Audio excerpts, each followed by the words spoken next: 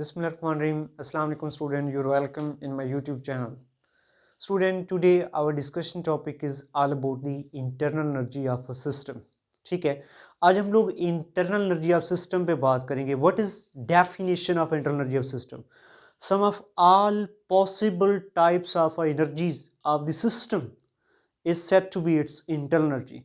किसी भी एक सिस्टम के पास जो उसके पास पॉसिबल एनर्जीज हैं, ठीक है, उन तमाम एनर्जीज का अगर हम लोग सम लें, ठीक है, तो वो उसकी क्या कहलाएगी? Internal energy of the system कहलाएगी. So we can say that in all these topic in this chapter thermodynamics we are dealing the gases as a working substance.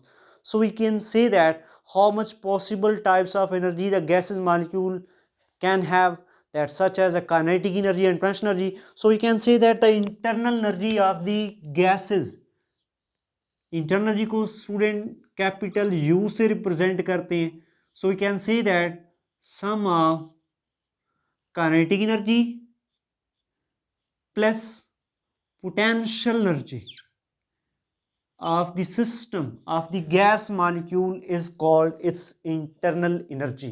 तो ये दोनों एनर्जीज का जो सम है स्टूडेंट, गैस मॉलिक्यूल को working substance के तौर पे डील कर रहे हैं, तो गैस मॉलिक्यूल के पास जो काइनेटिक एनर्जी होगी, जो पोटेंशियल एनर्जी होगी, उन दोनों का जो सम होगा वो गैस मॉलिक्यूल की क्या कहलाएगी?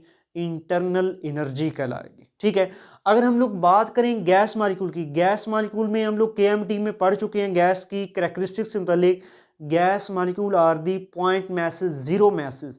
They are a dimension zero masses and they do not exert a force on each other. It means that if we are dealing with the gas molecule, they are a zero masses, small size masses, and they are always performing a random motion.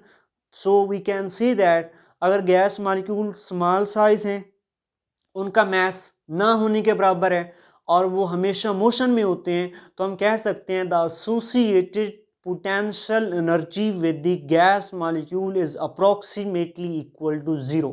तो हम कहेंगे तो gas molecule की जो potential energy होगी वो किसकी equal होगी? जीरो के इक्वल होगी. क्यों जीरो के इक्वल होगी? क्योंकि गैस मॉलिक्यूल जो है हमेशा मोशन में होते हैं, स्टैटिक होते नहीं है with respect to any position, और साथ में उनका मैस भी नहीं होता. ठीक है, तो उनकी पोटेंशियल एनर्जी ना होने के बराबर, अप्रॉक्सीमेटली जीरो की equal. So we can say that in above equation the internal energy delta U is actually the translational kinetic energy of the gas molecule, or you can say that the actual kinetic energy of the gas molecule is the internal energy of the gas molecule.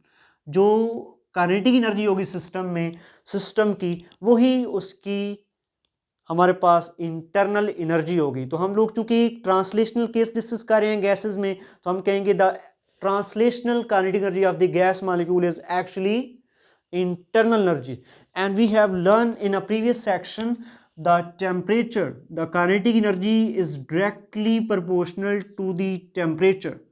ये हम लोग previously पढ़ चुके हैं temperature of gas के expression में, कि जो हमारे पास टेम्परेचर होता है या काइनेटिक एनर्जी जो होती है स्टूडेंट, वो टेम्परेचर के directly proportional होती है. The every translational kinetic energy is directly proportional to the temperature. So we can say that if the kinetic energy is the actual translational energy, is the kinetic energy is actually internal energy, and kinetic energy is proportional to temperature. So we can say that the internal energy is also directly proportional to the temperature.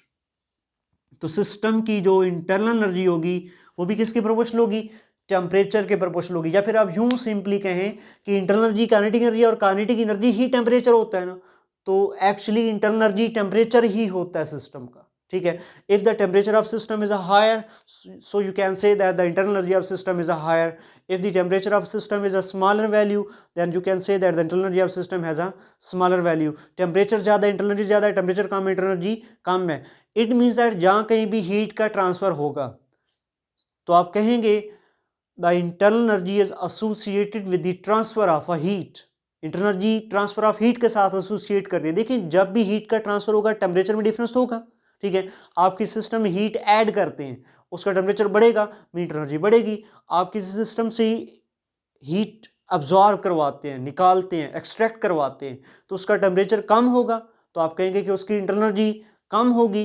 तो mean ये हमारे पास एक हो गया statement हो गया, the internal energy relates with the transfer of a heat. But हमारे पास कुछ ऐसी एग्जांपल भी है स्टूडेंट के, अगर हम लोग यहाँ कहीं भी हीट का ट्रांसफ़र ना भी हो तो इंटरनल एनर्जी ऑफ सिस्टम जो है ना वो इंक्रीज या डिक्रीज कर सकती है। कैसे?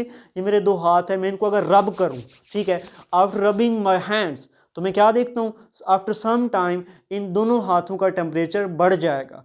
तो ये कहाँ से आया है? टेम्परेचर बढ़ा है, तो मीन मेरे हाथों की जो इंटरनल एनर्जी है, इसके जो मालिक्यूल हैं वो इंक्रीज हो गई है। क्या यहाँ पे हीट का ट्रांसफ़र हुआ है? नहीं, हीट का ट्रांसफ़र तो नहीं हुआ, लेकिन मैंने यहाँ पे मैकेनिकल वर्क किया है, ठीक है, मैंने अपने हाथों को मूव किया है, यूँ रब किया है, तो मैं अपनी मैकेनिकल एनर्जी को यूटिलाइज़ कर रहा हूँ। जब मैं मैकेनिकल एनर्जी को यूटिलाइज़ करूँगा, यहाँ पे वर्क होगा, तो वही वर्क डन किस में कन्वर्ट होगा? हीट में। तो यही जो है मतलब इस हाथों का टेम्परेचर बढ़ेगा तो हम बोलेंगे इनकी इंटरनल एनर्जी बढ़ गई है। ज़रूरी नहीं है कि हीट का ट्रांसफ़र हो तो इंटरनल एनर्जी में इंक्रीज़ आता है, विदाउट ट्रांसफ़र ऑफ हीट भी इंटरनल एनर्जी ऑफ सिस्टम जो है वो इंक्रीज़ कर सकती है। सेकेंडली जो मैं बात कर रहा हूँ, the internal energy is a state function. Internal energy is a function of a state. It is a function of a state.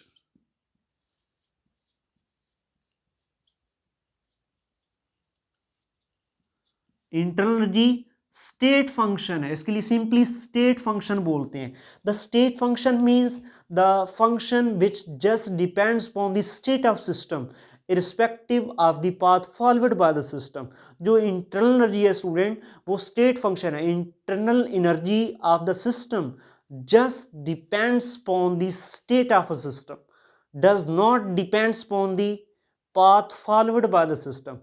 या आप किसी सिस्टम की इंटरनल एनर्जी निकालना चाहते हैं, ठीक है, तो इंटरनल एनर्जी किस पे डिपेंड करेगी?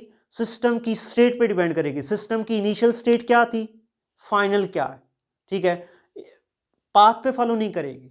इनिशियल स्टेट क्या है, फाइनल क्या है, इनिशियल इंटरनल एनर्जी कितनी थी, फाइनल कितनी है, डजंट मैटर कि इंटरनल एनर्जी में कैसे चेंज आया, ठीक है। आप देखें यहाँ पे सपोज करें आपके पास एक सिस्टम है, इसकी इंटरनल एनर्जी U1 है, एक दूसरा सिस्टम है, यही सिस्टम है, इसकी इंटरनल एनर्जी में इंक्रीज आ गया है, U2 हो गया है, ठीक है। अब इनिशियल सिस्टम की इंटरनल एनर्जी U1 है, आफ्टर सम चेंजेस U2 हो गई है। ये कैसे हुई है? इसके लिए ये कोई पॉसिबल पाथ हो सकता है, सिस्टम ने ये पाथ फॉलो किया हो, यहाँ से यहाँ इंटरनल एनर्जी में चेंज आया, ये पॉसिबल पाथ हो सकता है, ये पॉसिबल पाथ हो सकता है। सिस्टम इन तीनों पाथ में से कोई भी पॉसिबल पाथ फॉलो कर सकता है जो इसकी इंटरनल एनर्जी में चेंज आया। मीन ये पाथ का मतलब ये है कि आप लोग सिस्टम का टेम्परेचर हीट देते हैं सिस्टम को, या सिस्टम को रब करवाते हैं, ठीक है, सिस्टम से हीट निकालते हैं, ठीक है, कोई भी डजेंट मैटर, इंटरनल एनर्जी नहीं डिपेंड करती। आप सिस्टम को हीट दे रहे हैं, हीट निकाल रहे हैं, आप रब कर रहे हैं, मैकेनिकली वर्क कर रहे हैं, internal energy does not depends upon the technique methods to increase it or decrease it। internal energy does just depends upon the states of a system।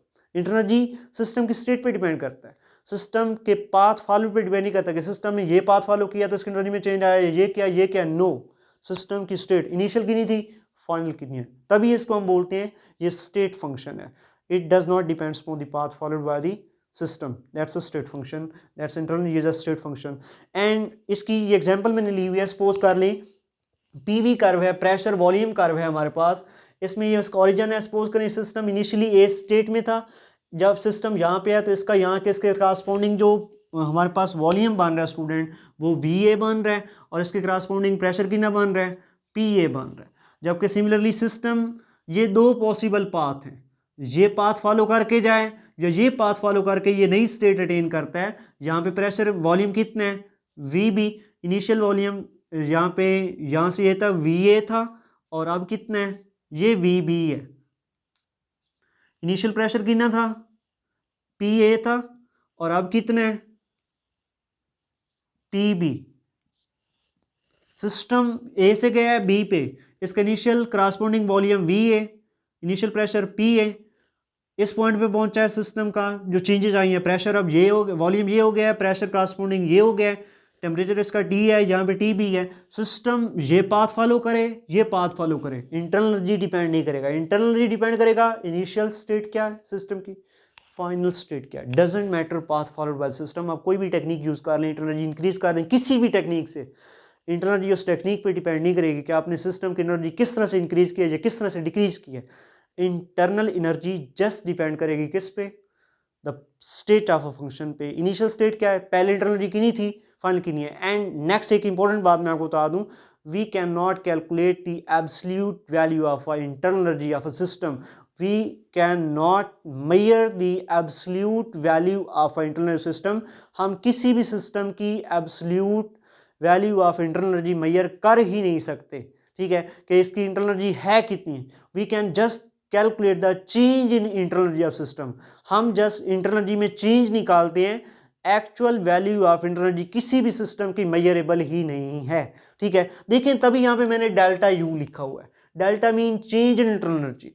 यहाँ पे ये सिस्टम की एनर्जी में चेंज आया है तो इसको मैं लिखूंगा delta U, that's equal to U2 minus U1।